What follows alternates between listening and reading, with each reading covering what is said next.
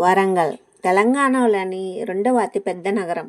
పురాతన దేవాలయాలు మరియు అద్భుతమైన స్మారక చిహ్నాలతో చారిత్రాత్మక చరిత్రను కలిగి ఉంది.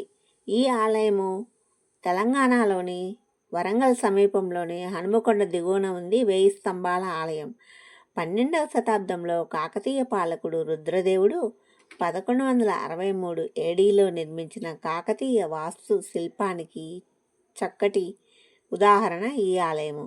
ఈ ఆలయము డొలమిటిక్ రాతి మరియు నల్ల గ్రానైట్ ఉపయోగించి నిర్మించబడింది మరియు పూర్తి కావడానికి దాదాపు 72 సంవత్సరాలు పట్టింది. తుగ్లక్ నాశనం చేసిన తర్వాత పునరుద్ధరణ కోసం ఆర్కియాలజికల్ సర్వే ఆఫ్ ఇండియా సుమారు 10 కోట్లు ఖర్చు చేసింది ఈ 1000 స్తంభాల ఆలయానికి.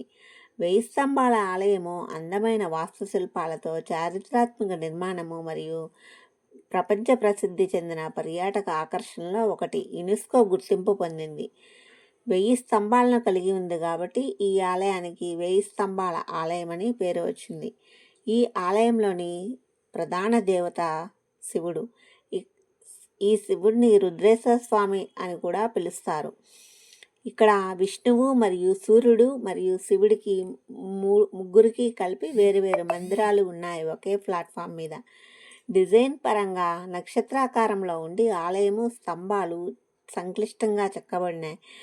అన్ని నల్లరాతి శిల్పాలు, వాటిపైన అద్భుతమైన పనితనంతో చాలా బాగుంటాయి. శిల్పాలన్నీ రాతి స్తంభాలు మరియు చాలా పెద్దగా ఉంటాయి. ఆ స్తంభాలు దానిపైన సూక్ష్మంగా చెక్కబడిన శిల్పకళ అద్భుతంగా ఉంటుంది.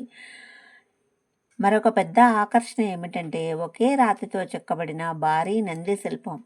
మండపం యొక్క పదునైన స్తంభాలు మరియు శకలాలు ఆలయం ముందు ఉంచిన నంది శిల్పం యొక్క దృశ్యానికి దారితీస్తాయి. ఆలయంలో రాతితో నిర్మించిన ఏనుగులు మరియు అద్భుతమైన చెక్కడము చాలా బాగుంటుంది. ఆలయం చుట్టూ తిరగడానికి ఎత్తైన వేదిక కలదు. దీనినే నక్షత్రాకారంలో ఉంది అని అంటారు. మండపం 9.5 మీటర్ల ఎత్తులో ఉండి పునాది ఇసుకలో 6 మీటర్ల లోతు వరకు ఉంటుంది. దాదాపు 2560 శిల్పాలు ఉన్నాయి ఈ ఆలయంలో. ఆలయ పునరుద్ధరణ పనులు కొంతకాలంగా జరుగుతున్నాయి. 132 స్తంభాలు కలిగిన కళ్యాణ మండపం 2006లో బలహీనమవటం వలన కూల్చివేయబడింది. చాలా వరకు అన్నీ శిథిలమైపోయి ఉన్నాయి. ఎక్కడికక్కడ విరిగిపోయిన స్తంభాలు, శిల్పాలు చాలా వరకు పాడైపోయి ఉన్నాయి.